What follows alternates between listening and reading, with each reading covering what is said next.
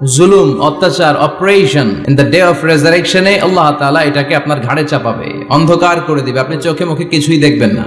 এজন্য যৌতুকের সাথে আমাদের কোনো সম্পর্ক দেখবেন যারাই যৌতুক খায় এদের ঘরে কিলাকিলি আছে না নাই? বউয়ের সাথে ভালোবাসাও বিনিময় করতে পারে না, ঠিক কি না? কারণ ওইখানে একেবারে পিওর ভালোবাসা নাই, এখানে দেয়া নেয়ার সম্পর্ক। বউ যদি ধমক মারে চুপ করে বসে থাকা লাগে, কারণ যে ফ্ল্যাটটাতে আছে ফ্ল্যাটটা শ্বশুরের, যে বিছানায় ঘুমায় এটাও শ্বশুরের। ওরা লাথি মারা বের করে দিল, আর মুখ দিয়ে আওয়াজ বেরোবে না, চিল্লা এখন, ঠিক কি না? এজন্য এই যৌতুকের মতো জঘন্য অপরাধকে ঝাড়ু পিটা করে সমাজ থেকে বিদায় করতে হবে। এগুলো যুবকরা পারবে। এদেশের যুবকরা অনেক সম্ভাবনায় মই। এদেশের যুবকদের মধ্যে আছে প্রাণ ঢালা উচ্ছ্বাস, শক্তি। যুবকদের দেহের রক্ত গরম না? এই গরম রক্তগুলারে ইসলামের কল্যাণে কাজে লাগাতে হবে।